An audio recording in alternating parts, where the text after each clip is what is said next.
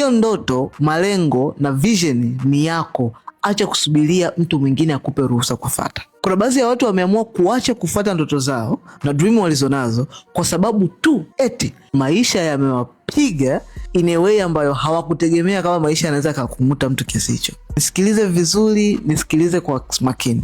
Nyanyuka, simama, okota ndoto yako, lenga goal lako lilonalo, endelea kwenda mbele.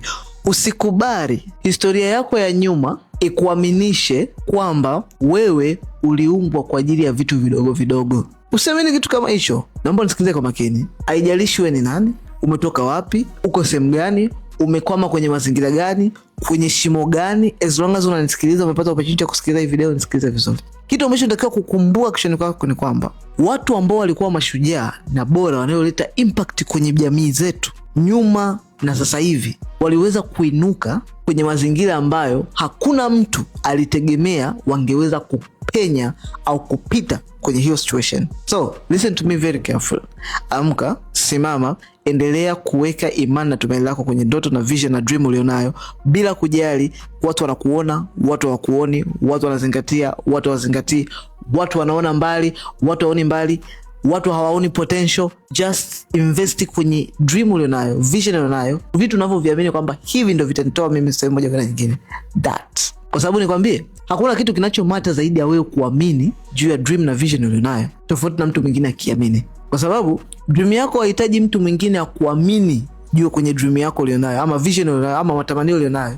Sio mpaka watu wengine wakuamini, inakuhitaji wewe uamini juu ya ndoto yako mwenyewe. Hapo ndivyo inatokea. Kwa mfano, unataka kusajili kampuni, unataka kufanya biashara ya electronics, unataka kusupply electronics material Tanzania nzima, uwe the top supplier, ufanye kazi na mataasisi makubwa, ufanye kazi na makampuni, ufanye kazi na serikali. Serikali ikihitaji electronics material ama devices, wewe ndio uwe the main supplier wake. So the only thing kufanya hivi ni kusajili kampuni ili uweze kufikia level hiyo kwa national level, kwa level ya mkoa, level ya taifa na level ya East Africa. The only option unaweza kufanya ni kusajili kampuni. So haijalishi nyuma ulikuwa mara ngapi, ulifanya nini, anza upya. Sehemu ya kwanza ya kuamkia ni wapi? Njoo sajili kampuni yako. Sasa hivi anza kwa namna nyingine. Usianze kama ulivyokufa mwanzo nyuma. Anza kwa upya. Sajili kampuni, anza kuwa legal official ili taasisi za fedha zifanye kazi na wewe. Serikali ifanye kazi na wewe, makampuni, biashara, watu binafsi. Pia usipate stress yoyote na masuala ya kodi, sio nini. Everything kiwe clear. Hapo inakuwa ni mwamko wako mpya, alafu unaanza kama ndo umeanza leo. Unaanza kusajili biashara yako sasa hivi upya, ndo unaingia sokoni upya.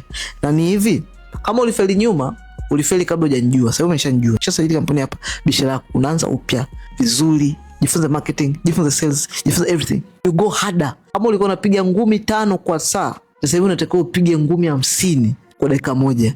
That is how tunafanya comeback ya kiume. Comment neno usajili hapo chini, nitakufikia kuangalia una qualify kusajili jina biashara ama kampuni, ndio kusaidia kusajili. Na kwa haraka zaidi, ama ukijiona wewe ni mtu wa maana sana, piga simu. Namba ya simu ipo hapo chini kwenye caption. Timu yangu itapokea, tutakusaidia kuweza kujua, tukusaidia kusajili jina biashara ama kampuni, tutakusaidia kusajili. Ukishamaliza kusajili, unaingia sokoni kwa sura mpya, hali mpya, nguvu mpya, tunaanza upya, sifuri kabisa kwa ukubwa. Kama upo nje ya Tanzania, wasiliana nami kupitia hiyo namba, pia kwa njia ya WhatsApp. Comment neno usajili.